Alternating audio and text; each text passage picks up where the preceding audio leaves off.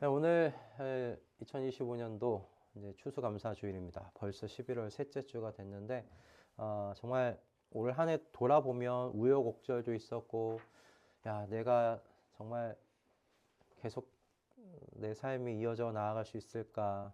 내가 하는 일 여기서 좀 마무리돼야 되는 건 아닌가? 여러 가지 염려, 걱정들, 두려움들로 2025년도 촘촘하게 있었는데, 그럼에도 하나님께서 그 한순간 한순간들을 인도해 주셔서 마침내 여기까지 이르게 하신 줄로 믿습니다. 이 모든 것이 정말 다 하나님의 은혜인 것 같아요.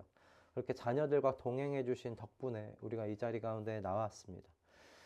그래서 2025년도 추수감사주일 이렇게 좀 생각하면서 그런 마음들이 한 주 동안 좀 많이 생각이 나더라고요. 나의 나된 것이 다 하나님의 은혜라는 사도 바울의 고백입니다. 나의 나된 것, 내가 여기까지 온 것, 내가 이렇게 이 정도라도 깎인 것, 이 모든 것이 다 하나님 은혜구나라는 고백이었습니다. 오늘 이렇게 한 해를 돌아보면서 우리가 하나님 앞에 감사를 올려드리는 추수감사 주일입니다.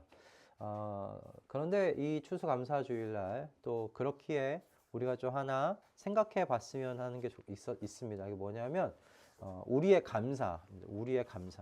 우리가 어떻게 감사하고 있는지, 우리가 무엇으로 감사하고 있는지 좀 돌아봤으면 하는 마음이 생기더라고요. 왜냐하면 여러분, 많은 성도님들이 감사할 때 감사 이유를 감사 카드에 많이들 적으셨었는데, 그 감사의 이유로 이야기할 때 하나님께서 내게 주신 것, 어떤 주신 것, 내 피를 채워주신 것, 그리고 하나님에게서 내가 원하는 것을 받은 것, 이런 것들로 이제 감사 카드를 이렇게 적으시는 것을 봤었습니다. 이런 이유들로 하나님께 감사드리는 거 뭐 이거 잘못됐다 이야기하는 것 아닙니다. 우리가 그런 것들로 감사하죠. 받은 것, 내 필요를 채워주신 하나님, 그런 것들로 우리 하나님께 감사합니다, 감사합니다. 그러면서 우리 그렇게 또 한 해 한 해를 살아가는 것 아니겠습니까? 자, 그런데 오늘 추수감사주일이잖아요. 좀 특별하게 우리가 좀 생각해 보고 싶은 건 우리의 이 감사의 시작점에 대한 것들을 좀 점검하고 생각해 보았으면 좋겠다라는 겁니다. 우리의 감사가 어디서부터 출발하고 있는지에 대한 겁니다. 내 감사의 시작은 어디가 되어야 하는가? 여러분, 우리가 받은 것으로만 계속 감사하다 보면 감사가 메마를 수가 있습니다. 하지만 이 감사의 시작점이 어딘지, 그 뿌리와 기원이 어딘지를 우리가 잘 생각하고 그것을 붙잡고 있으면 우리의 입술에서 감사가 메마르지 않을 줄로 믿습니다. 우리가 우리 입술에서 감사가 메마르지 않았으면 좋겠어요. 감사가 끊임없이 우리의 입술에서, 우리의 속에서 계속 흘러져 나오는 우리가 되었으면 좋겠습니다. 여러분, 성도의 감사, 그럼 시작이 어딘가? 감사의 시작이 어딜 것 같아요, 여러분? 목사인 제가 이렇게 물으면 어딜 것 같습니까? 눈치 빠르신 분들은 아실 것 같은데, 네. 어떤 일로 여러분 감사가 시작될까요, 우리가? 음? 아침에 눈 떠서 감사합니다. 그렇죠. 아침에 눈 뜬 것으로도 우리 감사할 수 있어요. 그렇게 하루를 선물 받은 걸로 우리 감사할 수 있어요. 근데 감사의 시작을 조금 더 우리가 우리 신앙적으로 좀 찾아가 보았으면 좋겠습니다. 하나님의 사랑. 오늘따라 굉장히 적극적으로 참여하고 있는 조카가 너무 이쁜데. 하나님의 사랑. 그렇죠. 하나님의 사랑입니다. 우리 하나님의 사랑을 조금 다른 말로 이렇게 이야기할 수 있을 것 같아요. 하나님의 은혜로 주신 구원이라고 좀 이야기해 볼 수도 있을 것 같아요. 하나님께서 우리에게 은혜로 주신 구원. 그 선물. 이 구원의 선물이 우리 감사의 시작이다. 우리가 살면서 무엇을 여러분 받았는지, 무엇을 가질 수 있게 해주셨는지, 이것도 중요하지만 하나님께서 저와 여러분을 창세전에 그리스도 안에서 선택하셨다는 것, 그리고 그리스도 안에서 저와 여러분을 새로운 존재로 빚어주셨다는 것, 만들어주셨다는 것, 이 구원입니다. 이 구원의 은혜가 여러분, 저와 여러분의 감사의 뿌리예요. 감사의 시작입니다. 이걸 잊어버리면요, 여러분, 여기서 시작하지 않으면 우리의 감사는 메마를 수 있습니다. 아버지가 자녀가 원하는 거 다 주면 자녀 망가져요, 안 망가져요? 망가져요. 다 채워주면 망가져요. 그런데 내가 받은 걸로만 감사하다 보면 어떻게 돼요? 안 주는 아버지가 원망될 때가 있어요. 그렇죠? 난 지금 이거 필요하다고 생각하는데 왜 아버지는 안 채워줘? 원망스럽게 돼요. 입술에서 감사가 사라질 수 있어요. 하지만 내가 새로운 피조물이 됐다. 내가 생명을 갖고 있는 새로운 존재가 되게 해주셨다는 것에서 시작하면요. 여러분, 감사가 사라지지 않습니다. 여러분, 사도 바울이 이 구원의 은혜를 받은 성도가 그래서 어떻게 살아가야 하는지에 대해서 골로새서 오늘 3장 15, 17절의 말씀에서 이제 가르치고 계세요. 이 짧은 본문에 우리가 정말 주목해야 될 거는 3절이잖아요. 근데 감사가 3번 나와요. 감사가 3번. 감사로 가득 찬 문장입니다. 9절입니다. 그의 말씀을 살펴보면 우리가 한 줄로 오늘 본문의 말씀을 이렇게 설명할 수 있어요. 감사는 구원받은 성도가 하나님께 드리는 응답이다. 감사는 우리가 구원이라는 선물을 받은 성도가 하나님께 드리는 응답이다. 그렇게 정리를 할 수 있을 것 같아요. 오늘 본문이 이 감사의 응답이 어떻게 우리의 삶에서 실제적으로 구체적으로 나타난지를 보여주고 있는데, 오늘 우리 본문을 함께 읽어가 보면서 우리의 감사의 응답이 어떻게 내 삶에서 구체적으로 나타나게 되는지 함께 좀 살펴보고자 합니다. 우리 3절의 말씀이니까 우리 함께 한 목소리로 함께 이 본문의 말씀 읽어보도록 할게요. 자, 함께 읽겠습니다. 시작. 그리스도의 평화가 여러분의 마음을 지배하게 하십시오. 이 평화를 누리도록 여러분은 부르심을 받아 한 몸이 되었습니다. 또 여러분은 감사하는 사람이 되십시오. 그리스도의 말씀이 여러분 가운데 풍성히 살아있게 하십시오. 온갖 지혜로 서로 가르치고 권고하십시오. 감사한 마음으로 시와 찬미와 신령한 노래로 여러분의 하나님께 마음을 다하여 찬양하십시오. 그리고 말이든 행동이든 무엇을 하든지 모든 것을 주 예수의 이름으로 하고 그분에게서 힘을 얻어서 하나님 아버지께 감사를 드리십시오. 아멘. 아멘. 오늘 이제 한 절씩 좀 차근차근 이제 살펴보기를 소원하는데, 먼저 이제 15절 말씀입니다. 그리스도의 평화가 여러분의 마음을 지배하게 하십시오. 이 평화를 누리도록 여러분은 부르심을 받았습니다. 그렇게 한 몸이 되었습니다. 또 여러분은 감사하는 사람이 되십시오. 이게 오늘 15절 말씀입니다. 이 말씀의 메시지는 여러분 분명합니다. 뭐냐면 그리스도의 평화가 마음을 지배하게 하십시오 라는 말씀이 이 말씀의 메시지입니다. 이 말씀을 보면서 얼마 전에 만나서 이야기를 나눴던 신대원 한 동기와의 대화가 생각이 났습니다. 한 교회에서 이제 청년부를 담당하고 사역하고 있는 동기인데, 청년들이 없었다가 이제 조금씩 모여서 16명 정도 모인다고 합니다. 근데 고민이 뭐냐면, 청년들이 이렇게 모이는데 청년 예배는 없어요. 같이 어른들 예배 드리고 끝난 다음에 청년들끼리 모이는데, 이 모였을 때 점심 먹고 잘 놀다가도 이 청년들 사이에서 서로 심하게 갈등이 생기더라는 거예요. 근데 사람이 서로 살다 보면 갈등 생길 수 있잖아요. 그죠? 갈등이 생길 수 있는데 문제는 뭐냐면 이 갈등을 처리를 못 하는 거예요. 서로 더 상처 입히고 서로 더 아파하는 것들을 보게 되면서 이 답답하다는 이야기들을 했었습니다. 갈등들을 봉합해야 되는데 그게 안 된다. 그러면서 계속 얘기를 하다 보니까 결론이 뭐였냐면 이거였어요. 결론이 은혜가 없어서다. 은혜 때문이다. 은혜. 여러분, 모든 사람들은 내면에 다 가시를 품고 삽니다. 가시가 없는 사람은 없습니다. 다 하나씩, 다 한두 개씩은 다 가시가 있어요. 사실 한두 개가 뭐예요? 여러 가시를 가지고 살아가죠. 다 가시들이 있습니다. 나는 깨끗해 라는 사람 있으면 나와보라고 하십시오. 다 마음의 가시들을 품고 삽니다. 근데 갈등이 그러면 언제 생기느냐? 여러분, 갈등이 언제 생깁니까? 언제 생깁니까?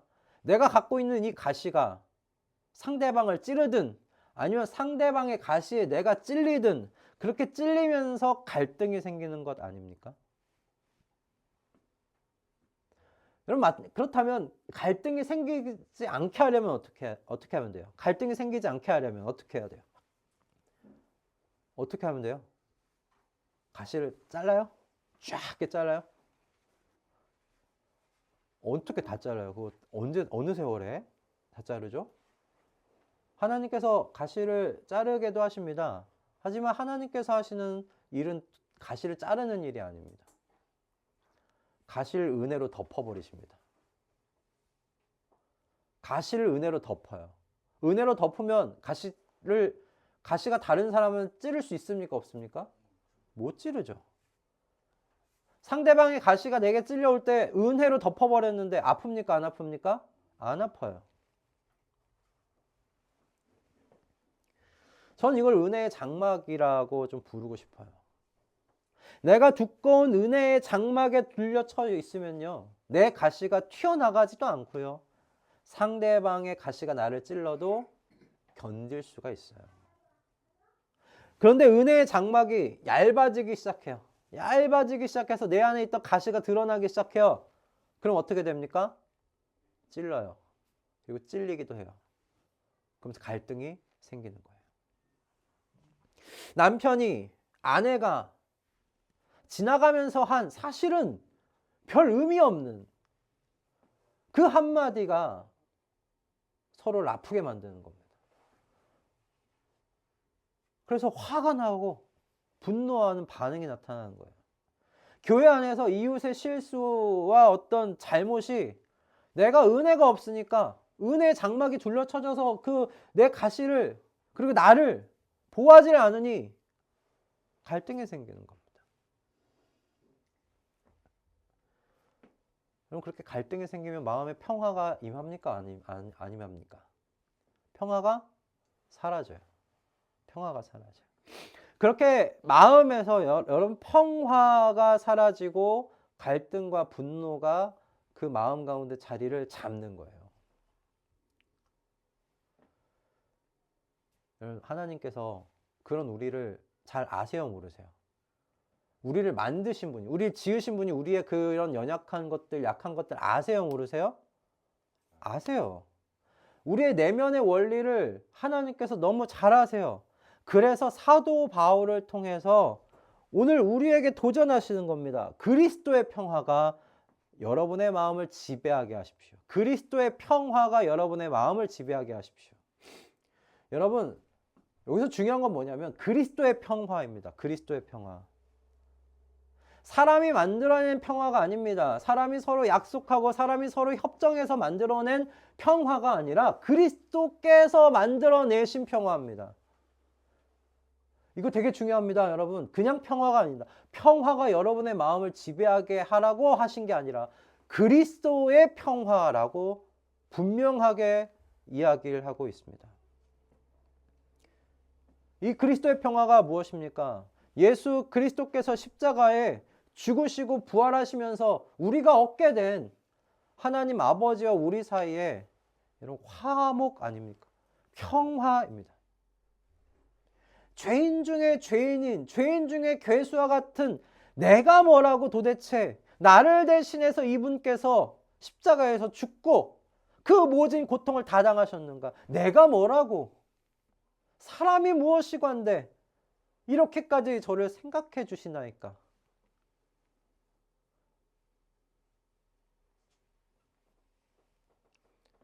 세상에 저보다 나은 사람들이 얼마나 많은데 제가 주님을 알게 만드셨습니까? 세상에 얼마나 도덕적이고 선한 사람들이 많은데 나 같은 사람을 주님 알게 만드셨습니까?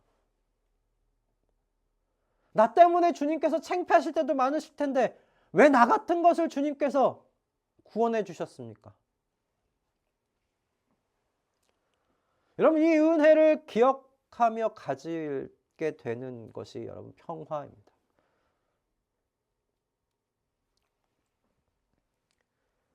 여러분 이 평화를 여러분 누리면 자연스럽게 나오는 게 뭐냐면 감사 고백이에요. 감사 고백. 이 평화가 임할 때, 이 은혜로 인한 평화가 임할 때 자연스럽게 나오는 게 감사합니다. 이 구원의 은혜를 기억하면 감사합니다. 그럼 이것이 우리의 가정과 우리의 공동체 안에서 평화를 지키는 원동력이 됩니다. 평화를 지킬 때도 힘이 필요해요.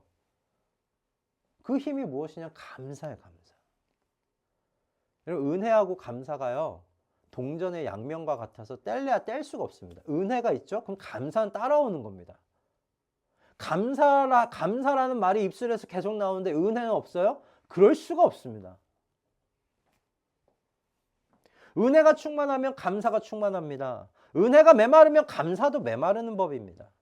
그래서 내 안에 감사가 충만할 때 여러분, 가정과 우리의 공동체 안에 일어나는 갈등들, 어떤 사소한 문제들은 여러분 이렇게 무시하는 거 그리 어렵지 않습니다. 자연스럽게 웃고 넘어갈 수 있어요. 그냥 한 귀로 들리고 한 귀로 흘릴 수도 있어요. 그게 내 마음에 찌르지를 않는다고요.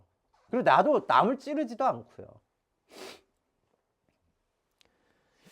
이렇게 우리가 여러분 그리스도의 평화를 누리면서 한 몸으로 살아가도록 오늘 본문이 이렇게 합니다. 부름을 받았다고 이야기합니다. 그리스도의 평화를 누리면서 우리가 한 몸 되어서 살아가도록 부름받았대요. 저와 여러분이. 교회에서, 우리 가정에서 우리는 이 부르심을 받은 줄로 믿습니다. 그러니 추수감사주일에 우리를 구원해 주신 그 주님의 은혜, 여러분 이것을 기억하면서 정말 감사로 충만하기를 애쓰는 우리가 되기를 이 시간 주님의 이름으로 축복합니다. 그래서 그리스도의 평화가 나를 지배하여 부르심을 따라 살기에 충분한 그런 힘, 그런 원동력을 가진 저와 여러분 되십시다. 할렐루야. 아멘. 자, 이어서 우리 16절 말씀 볼 텐데요. 16절 말씀은 이렇게 되어 있습니다. 그리스도의 말씀이 이제 그리스도의 말씀에 대해서 이야기합니다. 그리스도의 말씀이 저와 여러분 가운데 풍성히 살아있게 하십시오. 온갖 지혜로 서로 가르치고 권고하십시오. 감사한 마음으로 시와 찬미와 그리고 신령한 노래로 여러분의 하나님께 마음을 다해서 찬양하십시오. 되어 있습니다.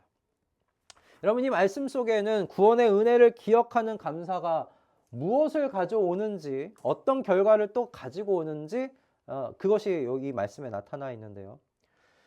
그 결과가 무엇인지에 대해서 먼저 좀 말씀드리기 전에 한 가지 좀 질문을 드리고 싶어요. 여러분이 생각하는 역동적인 교회, 살아 움직이는 교회, 이걸 교회를 성도로 바꿀 수도 있어요. 역동적인 성도, 살아 움직이는 성도. 어떤 교회, 어떤 성도라고 생각하십니까? 어떻게 할 때 역동적인 교회다, 살아 움직이는 교회다, 그리고 성도다. 여러분 어떨 때 그렇게 이야기를 하십니까?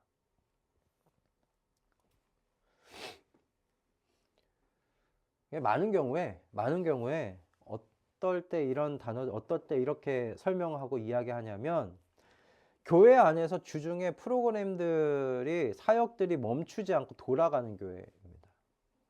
많은 사역자들이 프로그램과 사역이 멈추지 않도록 주중에도 애쓰는 것, 그리고 주중에 많은 성도들이 교회 예배당에 나와서 프로그램에 참여하고 사역에 참여하고, 그래서 북적북적거리는 교회를 우리가 역동적이고 살아 움직이는 교회라고도 종종 이야기합니다. 물론 여기엔 전도와 선교 프로그램들도 다 들어갑니다. 하지만 여러분, 교회가 어떤 사역과 프로그램 그리고 전도와 선교 힘을 쏟는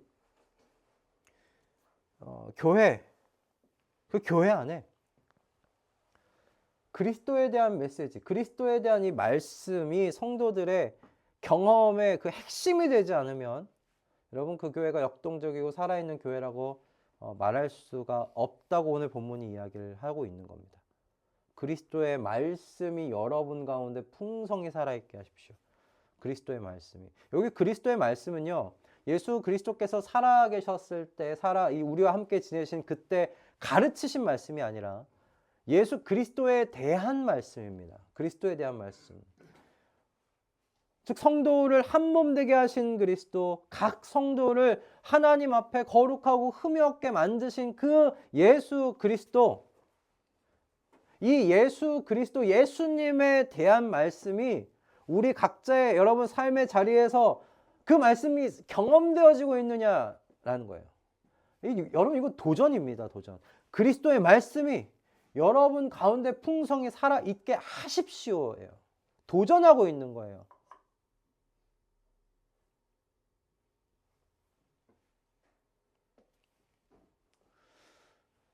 자, 근데 그러면 도전만 하고 사도 바울이 아무 말도 안 하는가? 도전하고 이렇게 이야기해요.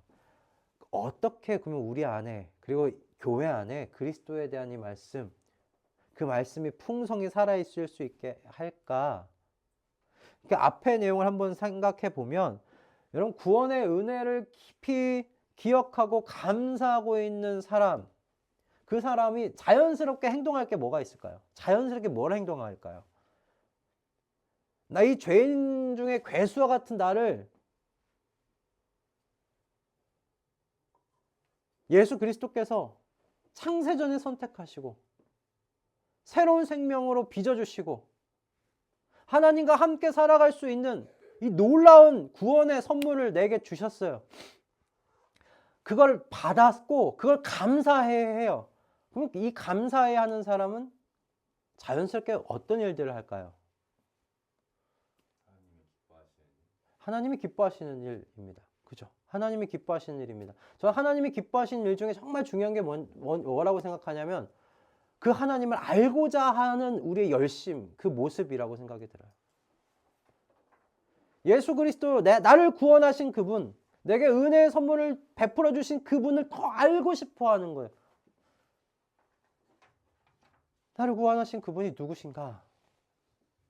어떻게 죄인 중에 괴수와 같은 나를 구원하신 그분, 어떤 마음으로 나를 구원하셨을까? 어떤 마음으로 나를 알으셨을까? 나를 만나셨을까? 이 예수님에 대한 말씀이 이 내 안에 더 풍성하게 자리 잡기를 원하지 않겠느냐는 거죠.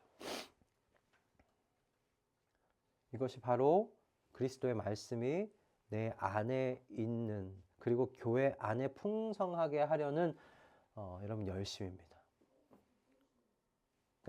어떻게 돼요? 여러분 감사가 뭘 낳아요? 감사가 그리스도를 알고 싶어 하는 이 열심을 낳아요. 그리스도의 말씀이 여러분 가운데 풍성히 거하게 하십시오. 그렇게 하고 싶은 열심이 감사가 그 열심을 내놓는다는 거예요. 낳는다는 거예요. 그럼 그리스도의 말씀을 풍성하게 하는 방법이 뭔가? 오늘 본문 이 16절에서는 두 가지로 이야기합니다. 첫째는 뭐냐면 서로 가르치라는 겁니다. 서로 가르치라. 온갖 지혜로 서로 가르치고 라고 말합니다. 여러분 분명한 건 이거예요. 가르치는 역할이 목사인 저에게만 있습니까?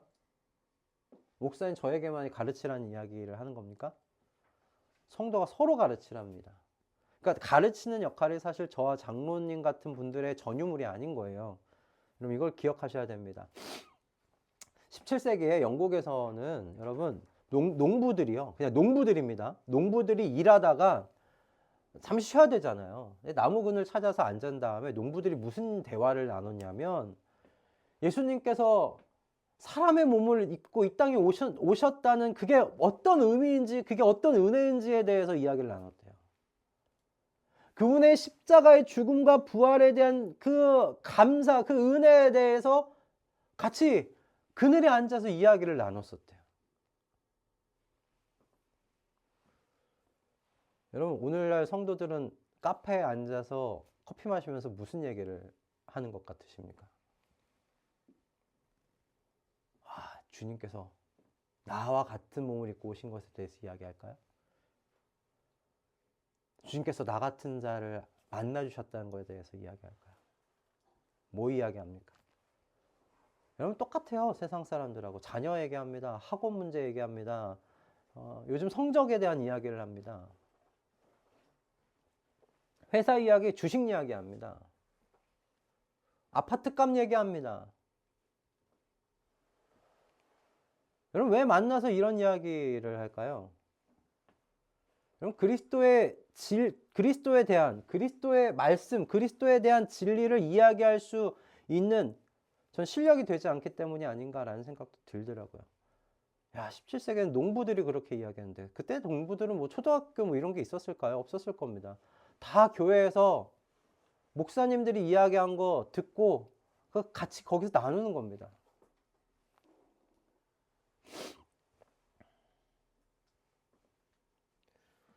우리 가족들은 그리스도에 대한 여러분 진리를 가르칠 수 있는 그렇게 준비하는 열정이 충만해지기를 소원합니다.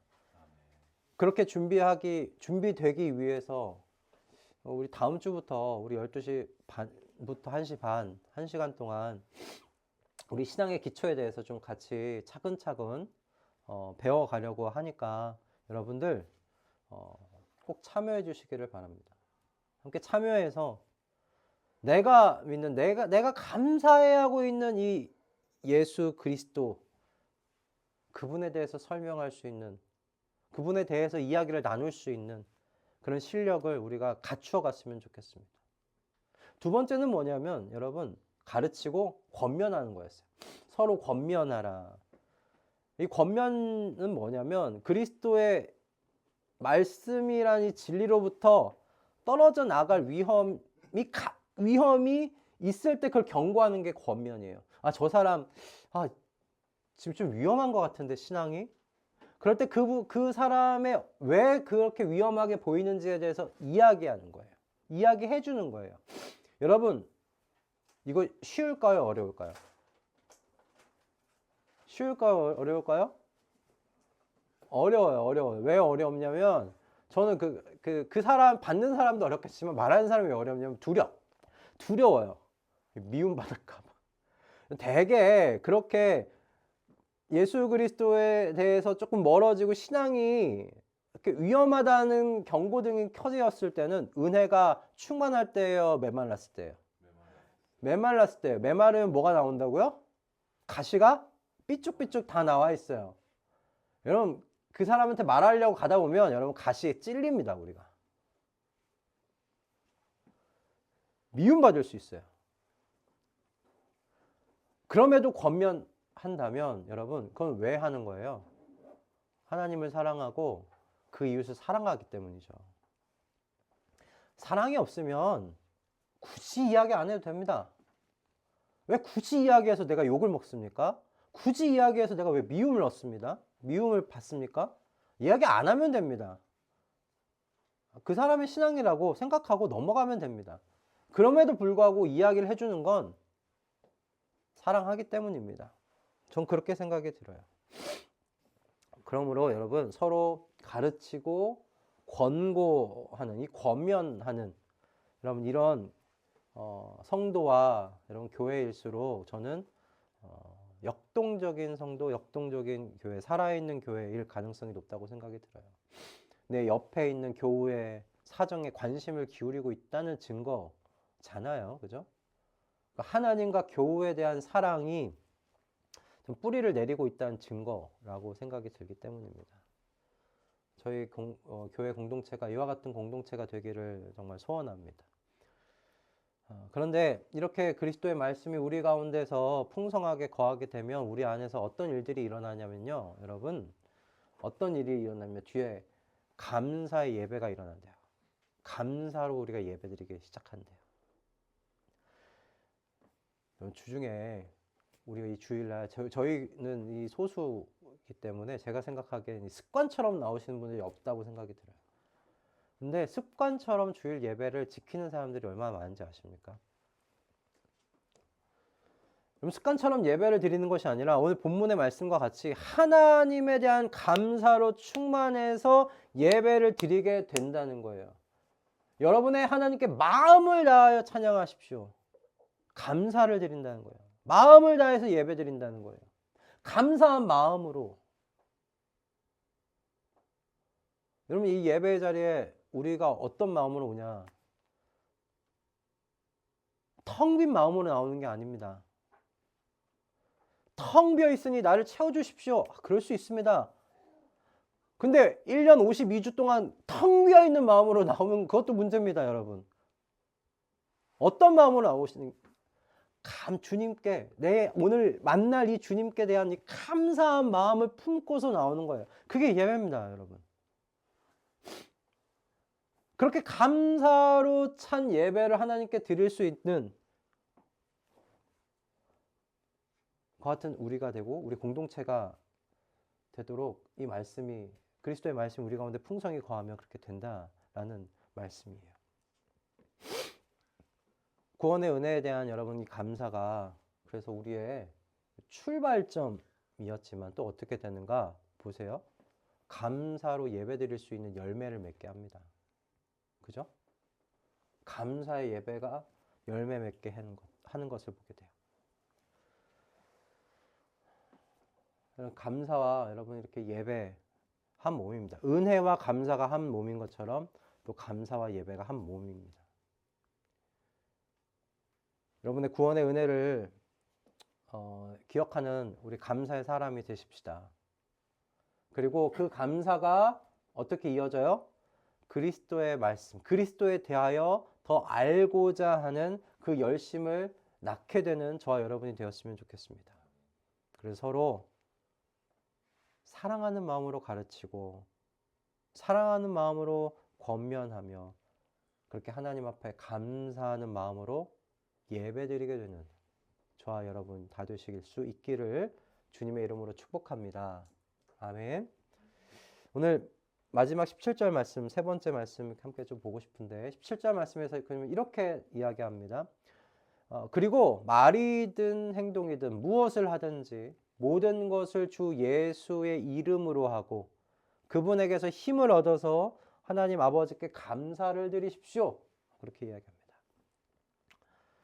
구원의 은혜를 기억하며 감사하는 사람, 그리고 그 감사로 가정과 교회의 평화를 지키고 그리스도의 말씀으로 충만해져서 감사의 예배를 드리는 사람, 여러분 이 사람에게서 자연스럽게 어떤 열매가 맺혀지느냐?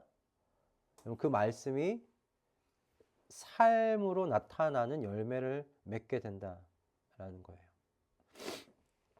여러분 감사가 어떤 삶을 가능하게 하는지 오늘 이 말씀이 이야기합니다. 모든 것을 주 예수의 이름으로 하고 되어 있습니다. 모든 것을 주 예수의 이름. 이 모든 거에 여러분 먹는 것, 마시는 것, 입는 것 다 포함되는 겁니다. 우리의 모든 일을 다 이야기하는 겁니다.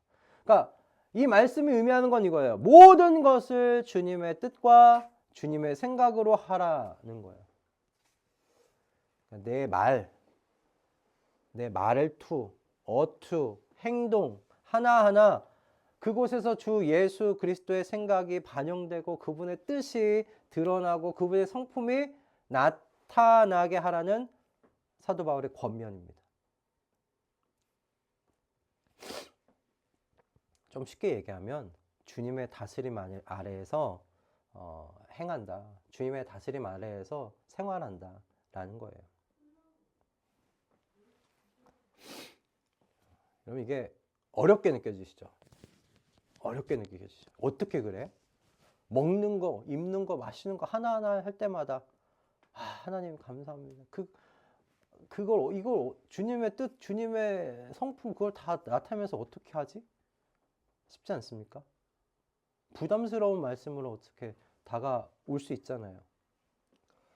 근데 여러분 생각해 보면 이게 자연스러운 것이 되도록 하나님께서 하세요. 자연스러운 것이 되도록. 여러분 감사로 충만할 때 한번 생각해 보세요. 나의 말과 내 행동 전부가 어떤지. 여러분 내가 감사로 충만하다는 건 은혜로 충만하다는 거잖아요. 그렇게 되면 여러분 그리스도 아래에서 그분의 뜻에 따라 그분의 성품에 따라 여러분 살아간다는 것이 그렇게 어려운 일이 아니게 돼요. 어려운 일이 아닙니다. 그냥 그렇게 살고 싶어지는 마음으로 우리의 마음이 변화되기 때문에 어렵지 않습니다. 우리가 왜 어려운지 아세요? 감정은 안 따르는데 행동은 하라고 할 때 어렵습니다. 내 감정은 하기 싫어요. 근데 행동은 이렇게 하래요. 그럴 때 어려운 거예요, 여러분. 하지만 내 감정이 그러고 싶어요. 근데 말씀도 그렇게 하래요. 여러분, 그러면 그게 어려운 일이 아니게 됩니다. 몸은 피곤할 수 있겠죠. 하지만 어려운 일이 아니게 됩니다. 그렇게 되고 싶어지는 마음으로 우리가 변화됐기 때문에요. 여러분, 이게 삶이 예배가 된다는 말씀입니다. 이게. 여러분, 그러므로 우리 진짜 예배가 언제가 진짜 예배라고 생각하십니까? 저는 오늘 이 예배, 주일의 예배가 그냥 물꼬를 트는 예배라고 생각이 들어요. 예배 시작에 물꼬를 트는 예배. 월요일부터 토요일까지가 진짜 예배입니다. 월요일부터 토요일까지가 그 여러분의 삶의 자리가 진짜 예배인 거예요. 말이든 행동이든 무엇을 하든지 모든 것을 주 예수의 이름으로 하고 언제 하십니까, 그걸? 주일날 이 예배당에서 설교 들으실 때 하실 수 있으십니까? 아니에요. 저건 여러분이 월요일부터 토요일 여러분의 삶의 자리에서 하실 수 있는 거예요. 말이든 행동이든 무엇을 하든지 예수의 이름으로 하라는 것. 월요일부터 토요일까지 우리의 삶의 자리입니다. 여러분의 모든 말과 행동을 주 예수 그리스도 아래에서 여러분 행하는 삶, 그리고 마땅히 그러고 싶은 삶, 그것이 감사로 하나님께 드리는 예배라 그렇게 생각합니다. 저는 이렇게 우리의 일상을 그리스도의 이름으로 행하고 그리스도에게 그래서 힘을 얻고 그렇게 하나님 아버지께 감사를 드릴 때 그리스도의 이 구원의 은혜가 더 깊이 경험된다고 믿습니다. 그렇게 되면 뭐예요? 이게 감사가요, 선순환을 그려요. 감사의 선순환이 완성이 되는 거예요. 감사의 선순환. 감사가 우리 안에서 더욱더욱 강화되어져 가는 것을 여러분 상상하실 수 있지 않겠어요? 구원의 은혜로 인해서 감사가 시작돼요. 근데 이 감사가 그래서 내 은혜를 주신 그 그리스도에 대한 말씀을 알고 싶어지게 만들어요. 그래서 감사의 예배를 드려요. 그때 그 감사의 예배가 우리의 삶, 일상에서 영향을 미치기 시작해요. 월요일부터 토요일까지 내 삶이 정말 그리스도의 지배 아래에서 그리스도의 통치 아래에서 살아가기를 소원하고 그렇게 살아가려고 해요. 그럼 뭘 경험하냐? 나를 구원하신 그 하나님, 그 은혜를 내 일상에서 월요일부터 토요일 그 사이에서 경험해요. 그럼 어떻게 돼요? 또 감사가 돼요. 날 구원해 주신 것도 정말 지극한 은혜인데 월요일부터 토요일 내 일상의 삶까지 함께 하시면서 나를 이렇게 챙겨주신 하나님, 감사의 선순환이 일어나게 되는 거예요. 저는 이 감사의 선순환이 우리 가족들 삶에 뿌리내릴 수 있기를 주님의 이름으로 축복합니다. 이 감사의 선순환이 우리 각자의 여러분 삶 속에 자리 잡도록 우리 해 보십시다. 이 추수감사주일 오늘 이 삶을 한번 결단해 보십시다. 감사의 선순환이 일어나게 하자. 내 입술에서 감사가 강화되게 하자. 내 마음에서 감사가 뿌리내리게 하자. 그래서 내년도 여러분 2026년도 우리 추수감사주일 할 텐데 그럴 땐 올해보다 더 충만한 감사로 하나님 앞에 나아오게 되는 우리 모두가 되실 수 있기를 주님의 이름으로 축복합니다. 아멘. 말씀을 좀 정리하고 싶습니다. 여러분 오늘 우리가 드리는 이 추수감사주일은 1620년도에 미국에 정착했던 청교도들로부터 시작됐다라고 이야기를 합니다. 그런데 당시에 여러분 이 추수감사주일이요, 오늘처럼 이렇게 풍성하게 뭔가를 수확했던 것에 대한 기쁨, 풍년에 대한 감사, 여러분 이런 것이 아니었습니다. 여러분 청교도들이 아메리카라는 낯선 대륙에 도착했을 때 그곳에 함께 왔던 많은 이웃들이 어떻게 됐냐면 풍토병에 걸려 죽어가는 이웃들을 봐야 했습니다.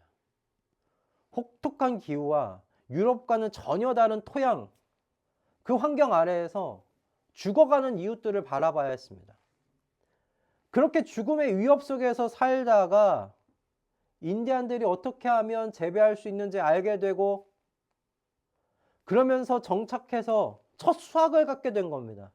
그 첫 수확의 자리가 어떤 자리였겠어요? 아, 우리를 구원해 주시는 하나님.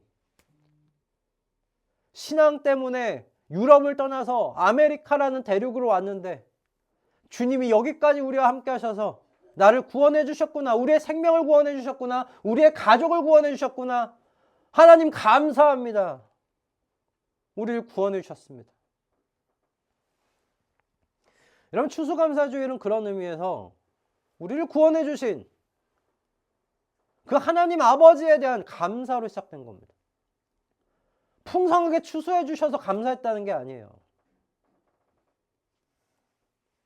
나를 죽음에서 건져주신 그 하나님에 대한 감사로 시작한 것이 추수감사주일이죠.